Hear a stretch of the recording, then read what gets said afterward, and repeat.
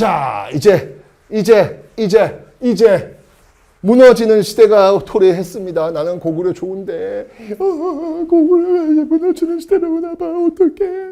자, 6세기와 7세기로 한번 넘어가 보도록 하겠습니다. 자, 6세기.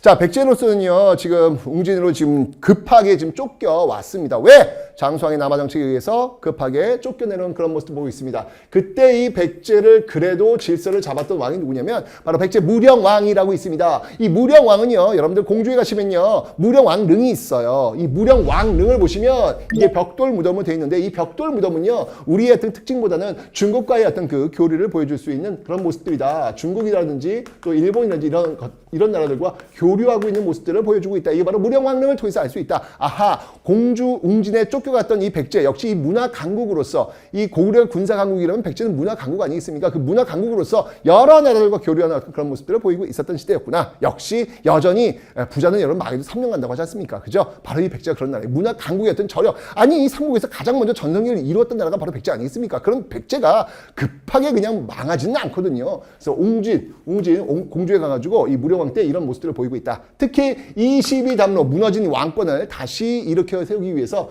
22담로에 자신의 그 친족들을 보내서 배치하는 그런 모습들이 있더라. 이게 바로 웅진시대의 무령왕이 되겠습니다. 자, 제가 있습니다. 백제 도읍촌전이 한성웅진사비라고 설명드렸잖아요. 그죠? 자, 이제 사비로 가야 됩니다. 그 사비로 갔던 왕이 누구냐? 바로 그 왕이 바로 백제의 성왕이 되겠습니다. 사비천도 다녀가면서 우리는 남부여야. 왜? 여러분, 백제를 세운 사람이 누구예요? 온조거든. 온조가 누군지 알아? 주몽의 아들이거든. 그러면 부여하고 고구려하고 백제하고 계통이 같네. 부여에서 내려와서 고구려 주몽이 나라를 세웠고, 고구려에서 내려와서 온조가 백제를 세웠으니까 요게 연결되네. 부여하고 고구려하고 백제 연결되네. 그러니까 이 백제의 이 성왕은 우리는 남쪽에 있는 부여다라고 이야기를 한 거예요. 그래서 남부여라고 이야기해서 우리 어떤 정통성, 우리가 고구려보다 더 정통성이 있어. 이걸 지금 이야기하는 그런 모습들이 지금 보이고 있습니다. 백제 성왕 때 와가지고 뭔가 좀 다시 한번 백제 중흥을 일으켜서 우리가 잃어버렸던 백제의 출발은 한강이에요. 서울이에요. 이 서울을 다시 빼앗아야 되겠다라는 그 원대한 꿈을 이 성왕 때 가지고 있더라. 그럼 누구와 함께 할 것이냐? 바로 신라와 손잡고 바로 이 한강을 되찾을 준비를 하고 있었습니다. 그 결과는 성공했습니다. 드디어 고구려한테 빼앗겼던 한강을 되찾았습니다. 신라와 함께 손잡고 말이죠. 그런데 말입니다. 신라 진흥왕이 배신을 때립니다. 분명히 한강을 빼앗고 나서 남한강, 북한강 이 지역을 나눠가지고 서로 가져가기로 했는데 신라 진흥왕은 모두 다 차지하는 이런 모습을 보이게 되더라. 여러분, 친구들 이런 친구 생기면 안 되죠. 네, 친구들은 이거 배신 때는 뒤통수 때리는 그런 친구들 생기면 안 되겠죠. 그죠? 그런데 이거는 외교 아니겠습니까? 네, 이것도 국가의 어떤 국익을 위해서 뭔들 못하겠습니까? 이런 상황 속에서 결국 신라는 배신의 길을 택하고 한강 지역을, 전역을 차지하는 그런 모습을 보이더라. 백제로서는 열받은 것이죠. 그래서 결국 이 신라의 진흥왕과 관산성 전투에서 한판 붙게 됩니다. 열받잖아요. 그런데 그때 백제 성왕이 전사하게 됩니다. 뭐야, 백제는 지금 왕이 이렇게 몇 명 죽은 거야. 계로왕도 죽었잖아, 지금. 장수왕에 의해서. 그지? 근데 이번엔 또 뭐야. 신라 진흥왕에 의해서 또 이제 성왕이 죽은 거야. 정말 백제는, 정말 백제가 아니었으면 이게 버티기 쉽지 않았을 거예요. 이 왕이 지금 2명이나 죽었는데. 그죠? 자, 어쨌건, 이 관산성 전투가 있었다라는 것을 기억해 놓으시면 되겠습니다. 오케이, 갑니다. 그런데 여러분들 백제가요, 대단한 나라예요. 나중에 7세기 오면 여러분들 이제 여기 안 썼지만 무왕이라고 있어요. 백제 무왕. 이 무자가 뭐냐, 싸움 무자잖아. 예, 그래서 이게 정말 또 신라 엄청 압박해요. 왜냐면 선대를 죽였던 그런 나라니까 또 엄청 압박하는 그런 모습에서 이 위기에 또 처하게 되는 그런, 신라가 위기에 처하게 되는 어떤 그런 상황도 오게 됩니다. 어쨌건 자, 이제 6세기 주인공은 제가 아까 얘기했습니다. 4세기는 백제, 5세기는 고구려, 6세기는 신라라고 설명드렸습니다. 이제 바로 신라의 그 전성기를 오게 됩니다. 신라도요, 마찬가지로 그 전성기 꿈이 있었던 거야. 우리도 한강을 차지해가지고 우리도 고구려 군사강국, 백제 문화강국처럼 우리도 좀 그런 나라가 되고 싶어라는 꿈이 있었던 거야. 나도 성공하고 싶어. 나도 뭔가 좀 이루고 싶어. 나도 뭐 좋은 거 좀 갖고 싶어. 꿈이 있었던 거야. 근데 얘기했죠. 그 꿈을 이루려면 뭐가 된다? 철저한 변화와 철저한 개혁, 내려놓는 게 있어야 되는 거야. 이제까지 살았던 삶과 단절하는 어떤 그런 변화가 필요하다. 그거를 신라가 해요. 6세기 때. 어느 왕이? 바로 지중왕과 버풍왕이. 고구려에서는 소수림 왕이 했다면 이 신라에서는 지중왕과 버풍왕이 그 변화와 그 개혁의 끈을 당기는 역할을 하고 있다라는 것이죠. 자, 지중왕 같은 경우 볼게요. 자, 이제 우리도 드디어 이제 마립간 이제 그만. 야, 다른 나라 지금 왕인데 우린 마립간이 뭐야? 우리도 왕하자, 왕. 야, 지중왕 때 왕. 우리도 왕이야. 이제 뇌물 마립간이 아니야. 뇌물 왕이야. 이제 지증 마립간이 아니야. 지증 왕이야. 우리도 왕이야. 우리도 고구려 백제점 갈 거야. 이런 모습 보이고 있습니다. 그리고 이제 드디어 신라. 야, 설화벌이 뭐야? 설화벌이 무슨 도시명도 아니고 우리도 이름 나라 갖자야. 신라. 오케이. 이때부터 신라라는 이름 나오고요. 그 다음에 이제 야, 우리도 이제 정복군주의 모습을 보여야 되지 않겠어? 그래서 이때 우산국을 정벌하는 모습들을 보이고 있습니다. 우산국 정벌은 여러분들 이때부터 바로 독도가 우리 땅이라고 하는 역사의 첫 출발점을 이루게 되는 그 왕이 바로 지중왕임을 여러분 알 수 있습니다. 이때 바로 이사부, 신라장군 이사부 지하에서 웃는다. 독도는 우리 땅. 그 독도, 그때 왕이 바로 지중왕이었다. 뭔가 새로운 어떤 변화를 보여주고 있다는 얘기죠. 그리고 버풍왕. 이름만 들어도 법 아니야, 법. 물론 이제 이 법이라고 하는 것은 불가의 법이긴 하지만 우리가 일단 딱 설명드릴 때 법이야, 법.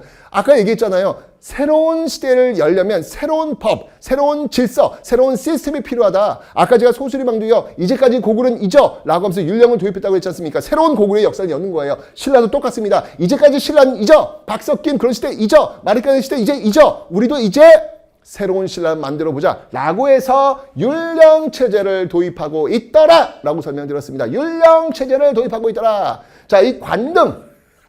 율령은 여러분들 관리의 어떤 등급이야. 이런 걸 매기는 거예요. 왕의 어떤 그 위계, 왕의 어떤 그 강화, 왕권 강화, 이런 걸 보여주는 것들이 율령에서 나오고 있다는 얘기죠. 그리고 불교.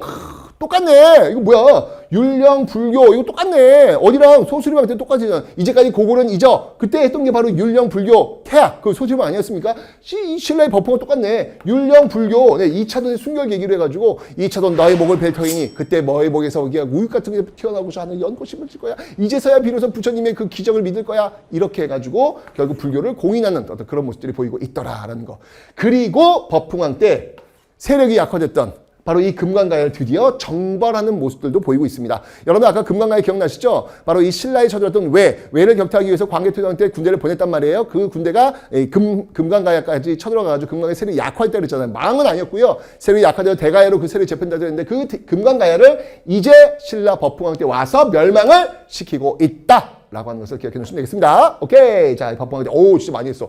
이쯤 되면 여러분들, 진짜 신라가 많이 변하고 있네요. 그죠? 막 이름도 바꿨어. 내가 어떤 사람인지 설명했어. 그리고 주변국들도 정복했어. 지금 완벽히 지금 바뀌고 있는 모습들. 그 바뀌는, 뼈를 깎는 아픔, 알을 깨고 나오는 고통, 이런 것들이 있기 때문에 바로 신라의 전성기가 있더라. 이게 바로 신라의 전성기왕, 진흥왕이 되는 것입니다. 자, 이 진흥왕은요, 그렇죠. 정복군주. 전성기 왕은 정복군주의 모습을 보여야 될 거 아닙니까? 그 정복군주의 어떤 첫 스타트로서 바로 뭘 선택한 거예요? 배신을 선택한 겁니다. 이 진흥왕과 이 성왕, 이건 정말, 이건 있을 수 없는 일이죠. 이 개인 간의 관계 속에서는. 하지만 신라가 성공하기 위해서는 한강을 차지해야 돼. 한강을 차지하는 자, 한반도의 주인이 되리라. 이 한강을 차지하는 것이 가장 신라의 중요한 숙제에 있는데 그 숙제를 바로 이 진흥왕이 해결을 하게 되는 것입니다. 그래서 성왕, 미야나오 관산성 전투에서 성왕을 전사시키고 한강을 완벽히 차지하고 있는 모습. 이제 비로소 한강을 차지하면서 이 중국과의 선진 문물과의 직접적 교류가 가능하게 되면서 이제 신라 강국의 모습을 갖게 되는 것입니다. 그리고 이제 쭉쭉쭉쭉쭉 영토를 넓히면서 가는 곳마다 비석 세우는 거예요. 진흥왕, 내가 왔노라. 이곳에 내가 순수 왔으니 이곳에 비석을 세우노라. 이것이 바로 진흥왕 순수빈이라. 순수비 이렇게 나오는 것이죠. 자, 그리고 화랑도, 이 화랑도도 역시 마찬가지로 국가 질서의 재편 속에서 다시 만들, 이 화랑도가 나중에 삼국 통일에 굉장히 중요한 역할을 하거든요. 이거 다 이 진흥왕 때 만든 거 아니겠습니까? 다시 새롭게 재편한 거 아니겠습니까? 그리고 진흥왕 때 드디어 아까 제가 열었는 금강가야, 고구려 관대가 와가지고 그 세력이 약화되어서 그 대가야로 그 세력이 재편되다 그랬잖아요. 그 금강가야는 결국 신라 법홍에서 멸망됐고 바로 진흥왕 때 와서 대가야까지 멸망을 시키면서 이제 가야는 끝! 역사 속에서 사라지게 되는 겁니다. 결국 금관가야 대가야 모두 신라에 의해서 버풍왕과 진흥왕에 의해서 바로 정복이 되는 그런 모습들이 보이고 있더라라는 것이죠. 네. 자, 이렇게 이제 6세기는요. 신라의 신라의 시대를 만들어내면서 이제 드디어 7세기로 넘어갑니다. 백제의 마지막 왕 개백의 5천 결사대 황산벌 전투 패배하면서 결국 백제의 역사는 마무리가 되었고요. 자, 고구려 같은 경우에는요, 와, 이게 고구려가 사실 광개토 장수왕실 잘 나갈 수 있었던 그 배경 중에 하나가 뭐냐면 중국이 분열하고 있었거든. 그런데 그 분열된 중국이 하나가 된다고. 하나가 되면서 이제 이 하늘의 태양은 두 개가 될 수 없으니 너희 고구려는 무엇이란 말이냐라고 해서 쳐들어온다고요. 그 수나라가 쳐들어왔고 당나라 쳐들어왔는데 역시 고구려가 어떤 민족입니까? 군사 강국의 민족 아니겠습니까? 이걸 다 물리치네. 수나라 쳐들어왔을 때는 을지문덕의 살수대첩, 당나라 쳐들어왔을 때는 안시성 전투. 안시성 성주가 누굽니까? 조인성 아니겠습니까?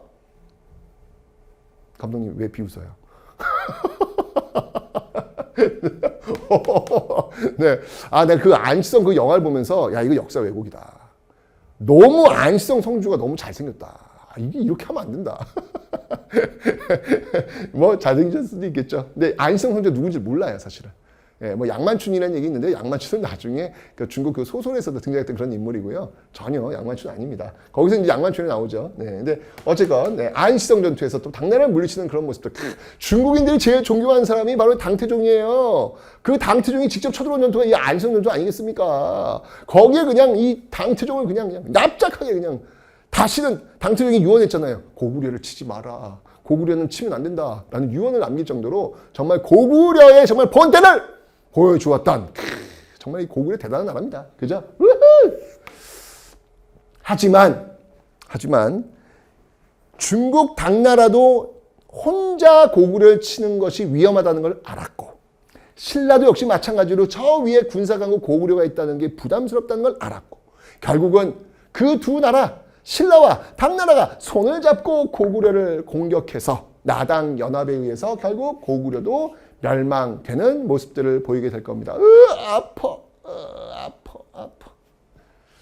자, 나당 연합에 의해서요. 백제가 멸망됐고요. 예, 고구려가 그 뒤로 이어서 멸망했다. 그런데 이 당나라가 야, 난 너희 신라도 우리께 되고 싶어. 너희를 먹고 싶어. 라고 하자 신라가 있을 수 없는 일 나당 전쟁을 일으키면서 매소선 기벌포 전투 매기 전투에서 승리를 거두면서 당나라를 축출을 시키고 결국은 삼국 통일을 이루게 되더라 라고 설명드렸습니다. 여러분들 여기서 역사에서 우리가 잊지 말 게 있어요. 두 가지. 첫 번째, 성공하고 싶다면 여러분들이 뭔가를 하고 싶다면 꿈이 있다면 그 꿈을 이루려면 여러분 지금 변하셔야 돼요. 이제까지 살아왔던 여러분 스스로와 인연을 끊으셔야 돼요. 새로운 모습으로 환골탈퇴하실 수 있어야 됩니다. 탈탈 털어가지고 옛날 과거와 여러분과 빠이빠이 하세요. 변화시켜야 합니다. 변화시켜야. 이게 고구려도 그랬지 않고 백제도 그랬잖아요. 그죠? 그런 모습을 보였는 거 잊지 마시고요. 두 번째, 여러분 신라에 보시면 알겠지만 아까 보면 알겠지만 가장 뒤늦게 출발한 나라예요. 가장 뒤늦게 출발한 나라예요. 근데 결국 마지막 최종적 승자는 바로 신라가 된다는 사실.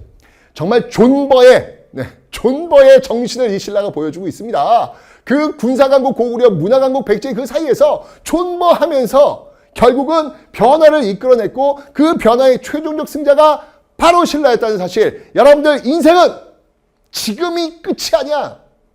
혹시 여러분들 지금 뭐 나는 왜 쟤보다 공부를 못하지? 나는 왜 저보다 못하지? 혹시 그런 생각 갖는 사람 있어요? No. 그 모습으로 여러분 인생을 평가하지 마세요. 여러분이요, 아직 살아내야 될 시간이 너무 많아요. 진짜 여러분 이건 순간의 모습일 뿐입니다. 그러니까 너무 여러분 스스로에게 상처 주지 않았으면 좋겠어요. 여러분 스스로의 이 자존감을 떨어뜨리지 않았으면 좋겠어요. 지금 여러분을 평가하고 있는 게 숫자로 다 여러분의 인생을 다 평가하지 말았으면 좋겠어요. 학교에서 이야기하는 성적이 여러분이 전부가 아니야. 여러분은 새로운 모습으로 다양한 공간에서 다양한 모습으로 얼마든지 여러분의 꿈을 이룰 수 있거든요. 그러니 지금 여러분들의 모습이 인생의 마지막 모습이라고 절대 생각하지 마십시오. 신라 존버하더니 결국 이기지 않습니까? 오케이? 좋습니다. 역사를 통해서 이제 이런 것들을 배우면 재밌을 것 같아요. 자, 어쨌건 제일 시험에 많이 나오는 게 여러분들 아까 제가 4세기, 5세기 백제와 그리고 고구려였던 그 관계, 장수왕의 어떤 그 압박 속에서 나왔던 그 삼국의 어떤 그 변화 이런 것들이 시험에 제일 많이 나온다라는 걸 기억을 해 놓으시면 되겠습니다.